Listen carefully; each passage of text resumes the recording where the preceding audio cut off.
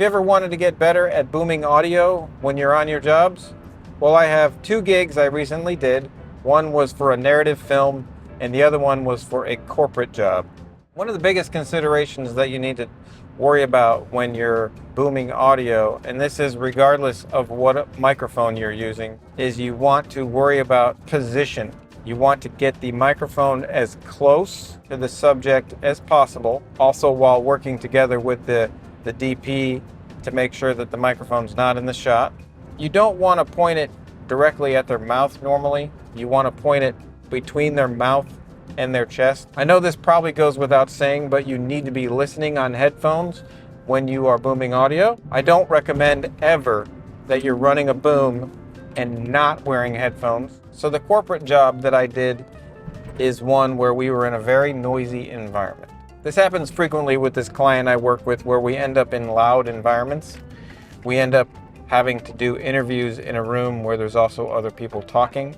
A shotgun mic is really the only option in a loud environment, because the shotgun mic does the best job at isolating the voice away from the background noise. The deal with background noise is it's acceptable and you shouldn't be trying to completely eliminate it. I just want to make sure the client knows that the background noise will be present. It's not like my system can completely remove it. If you're in a situation where you cannot separate the voices of the people that you're interviewing from the background noise that's in the room, you really need to be very specific with the client and make sure they know that this is a very challenging audio environment and this may not be the best idea to shoot in this space. If at that point the client still wants to shoot, then that is their decision. But you just have to be very clear. If what you're hearing in the headphones is not good for them, that you just need to let them know, okay? If they say, that's fine, let's shoot here because this is the only option we have, well, that's what we do. So if you're listening on the headphones, which you should always be listening on the headphones, and you hear something, you need to speak up, okay? You don't need to keep that information to yourself. Speak up respectfully and just say, I think we're gonna wanna take that again because that door slammed right in the shot. Let's listen into some interview audio that I recently captured at this corporate event. Yeah, so Six Sigma is something I've been interested in for a really, really long time. I actually learned of Six Sigma when I was in high school from a mentor. So it was something that I just really wanted to do. So here's what the crowd sounded like in the room.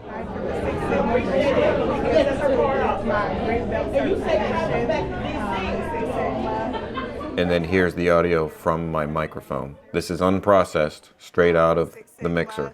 Super excited to be here for this graduation ceremony, celebrating with my sisters who also completed their Six Sigma certification. The room was completely full behind us, but the microphone is doing a pretty good job of reducing that background noise. Another thing I had to do on this job was I had to tap the podium.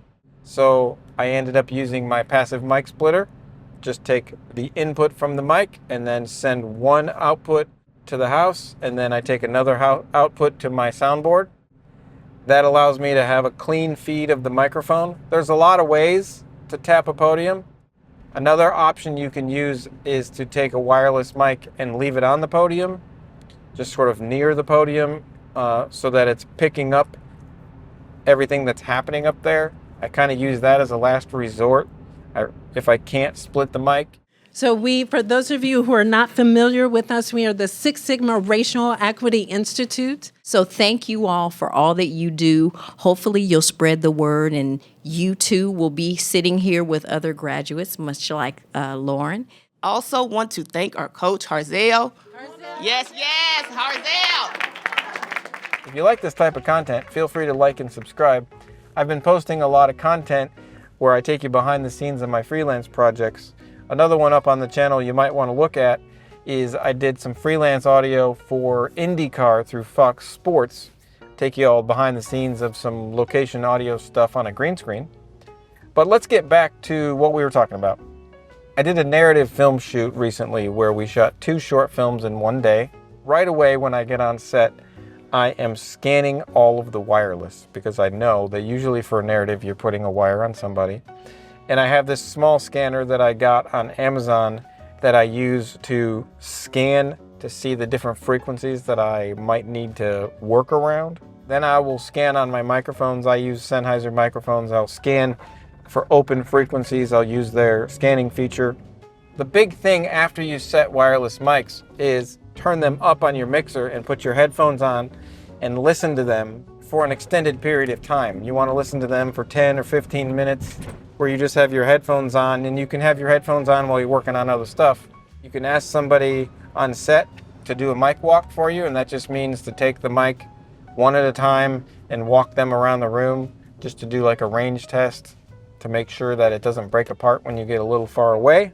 Most of these directors want the mics hidden, and you just have to figure out how to do it. A lot of the ways you can do it include Ursa straps, where you can put the mic pack around their body, and then you can hide the mic by either directly placing it on their skin, especially if it's a male. You can put the mic directly on their skin with like a moleskin adapter and some medical tape, stuff like that. For a female, you can ask them to take the microphone and mic themselves up by affixing it to their brassiere. Clipping it right there on the bra really protects it, because when you're putting microphones underneath shirts, it's very common to have shirt noise and rustling and stuff like that. You got to work together with the wardrobe people, and you've got to understand exactly what they're going to be wearing. So after I get that all set and I get the wire put on the actor, now it's time to see the scene blocking, and you're trying to pick a boom position that is closest to where the actors are and usually close to the camera. Because if you're close to the camera and you're putting your boom out, usually the boom will be easier to hide than if you're coming in from a side. I'm a short guy. I'm only about 5'7" on a good day. So I put my sound bag on a Matthews tray that's mounted to a light stand, and then I use an Apple box to raise me up to get me higher. And I like to make sure that I am physically raised up on an Apple box so that I can use the bag to rest my arms and get some additional stability, especially on these long days. And then I need to make sure I hold the pole in such a way that I can get my hand on the faders when levels need to change. Let's hear some different scenarios where I had to grab the dialogue with the boom. Audio rolling. Camera rolling. Real autism, scene 1L, take 2. Action. So what happened? Mira, nothing really. Sometimes this could happen no matter what you do. Well, she doesn't like noise, Mira. I told you that. Yes, I know. You know. But she also liked headphones. She wanted them. I was capturing the actor on the left with a shotgun, and the actor on the right was her lav mic. No, I didn't think to. You know what? You're going to think about it next time, aren't you? Because if it happens again, you're not going anywhere near her. On this particular scene, I was having a very difficult time getting my lav mics to sound good. I just was not happy with how they were sounding, so I needed to make sure that my boom was getting the right audio. All right, camera rolling. Sound. Sound is rolling. Slated. Scene 1T, take 1. What are we doing? Huh? What are we doing?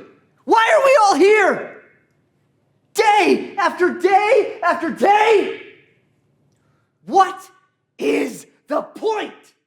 On this next scene we're going to look at, we were outside in a parking lot. It was raining a little bit, and we had to record a walk-in scene into a building. So I made sure that I have a good lav on her because, again, it's a wide shot, and I'm running the boom as just a straight backup. Audio rolling.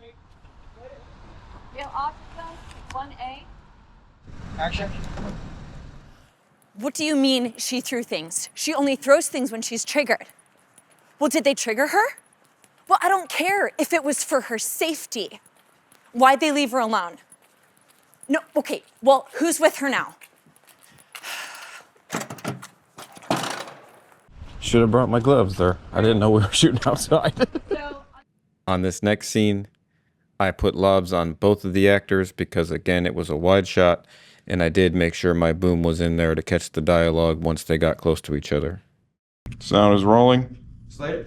Real Autism, Scene 1B, Take 2. Action. I told you all of that. She doesn't need another form. What she needs is for you to take care of her like you're supposed to. No, we are talking. Look, I'm here. Ma'am. I'm Rachel. I'm Michaela's mom. I need to go in there. Ma'am, before you go in, please remember to calm down. I am calm. On these film sets, I'm always reminded of how important it is to network as a freelancer. It's always a good idea to bring business cards with you if you can, to hand out. Also, make sure that at the end of the day, you're following each other on socials, because sometimes it's hard to find people on socials. So before you leave the set, if there's anybody that you want to find, just ask them what their handles are so you can follow them, because networking is so important. One of the values that you'll realize is really important as a freelancer is how many people you know and how many people know you. Because if people don't remember you and don't have an ability to refer you, then it's going to be a lot harder for you to build a freelance career. A lot of the referrals in freelance come from other working professionals that are also freelance. I've gotten some of the best jobs referred to me from DPs and gaffers and grips and directors that talk to other people on other sets and say, hey, do you know a good sound guy? And that is often how my name gets out there. It's really important to just bring everything you can to every shoot. Bring your best attitude, bring your best skills, and honestly, it is the people on sets that are the most likable and friendly and easy to work with that are oftentimes the people that you refer the most, because sometimes it doesn't even matter technically how good you are. It just matters, were you an easy person to work with? Were you fun? Were you grumpy? You know, stuff like that.